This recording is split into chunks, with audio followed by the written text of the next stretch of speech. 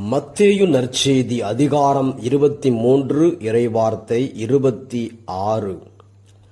குருட்டு பரிசேயரே, முதலில் கிண்ணத்தின் உட்புறத்தை தூய்மையாக்குங்கள், அப்பொழுது அதன் வெளிப்புறமும் தூய்மையாகும்.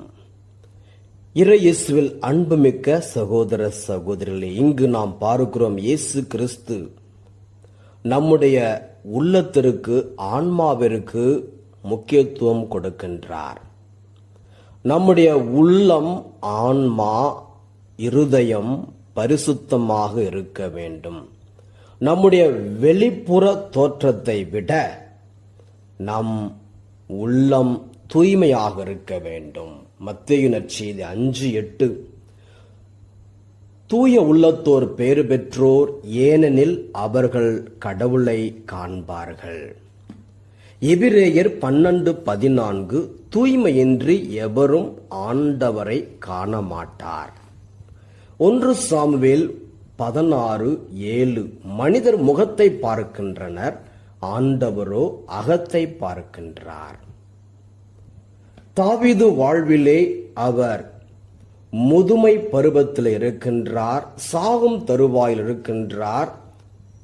இந்த நேரத்திலே அவரை பல போர்வைகளால் அவரை போர்த்தியும் அவர் அந்த குளிரை தாங்க முடியவில்லை, நடுங்கிக் கொண்டிருக்கிறார். உறவினர்கள் என்ன செய்கிறார்கள்?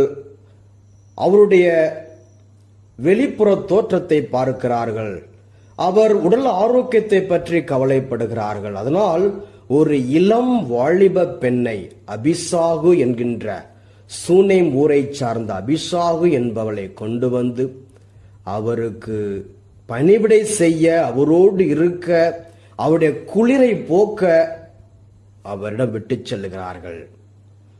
பாருங்க, பாவத்தில் விழணும், அவருடைய உடல் ஆரோக்கியத்தை காத்து கொள்ளணும், உடம்புக்கு சூடு வேண்டும் என்பதற்காக சாத்தான் இவ்வாறாக அவருடைய குடும்ப நபர்கள் மூலமாகவே அந்த பெண்ணை கொண்டு வந்து வைக்கின்றார்கள். ஆனால் தாவீது தன்னுடைய ஆன்மாவை காப்பாற்றிக் கொண்டார், உள்ளத்தை காப்பாற்றிக் கொண்டார், இருதயத்தை காப்பாற்றிக் கொண்டார், பரிசுத்தத்தை காப்பாற்றிக் கொண்டார்.